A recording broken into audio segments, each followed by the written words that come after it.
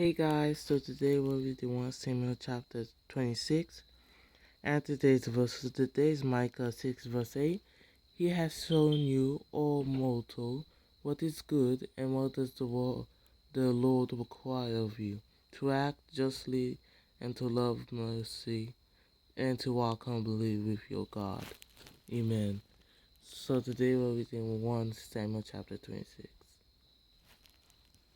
1 Samuel chapter 26. The Ziphites went to Saul at Gibeah and said, "Is not David hiding on the hill of Hachilah, which faces Jeshimon?"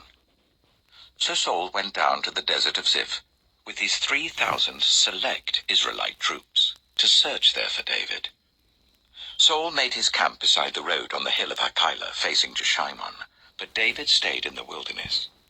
When he saw that Saul had followed him there, he sent out scouts and learned that Saul had definitely arrived.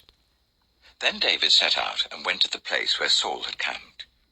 He saw where Saul and Abner, son of Ner, the commander of the army, had lain down.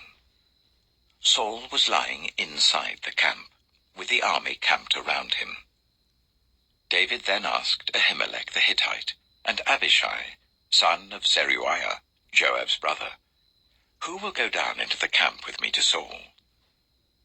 "I'll go with you," said Abishai.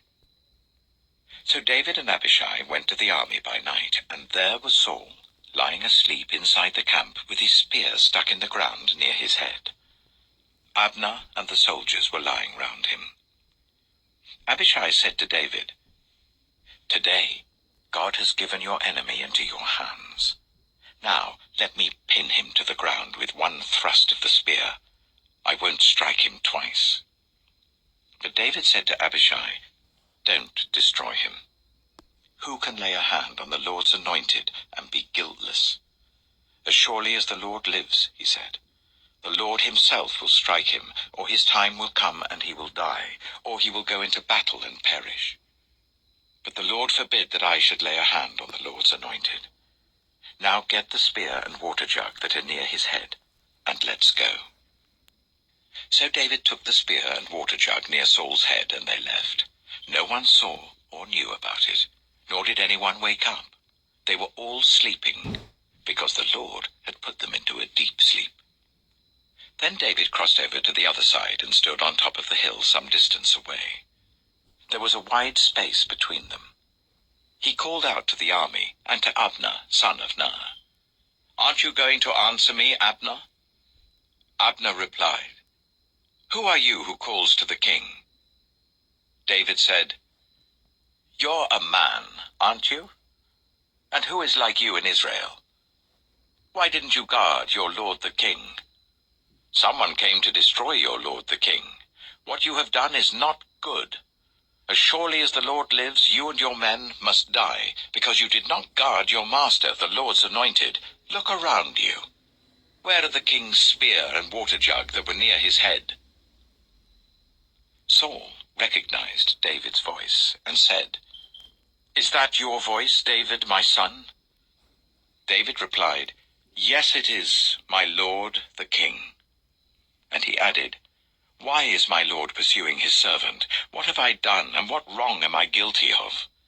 Now let my lord the king listen to his servant's words. If the Lord has incited you against me, then may he accept an offering. If, however, people have done it, may they be cursed before the Lord. They have driven me today from my share in the Lord's inheritance, and have said, 'Go serve other gods.' Now do not let my blood fall to the ground far from the presence of the Lord. The king of Israel has come out to look for a flea, as one hunts a partridge in the mountains." Then Saul said, "I have sinned. Come back, David, my son. Because you considered my life precious today, I will not try to harm you again. Surely I have acted like a fool, and have been terribly wrong." "Here is the king's spear," David answered.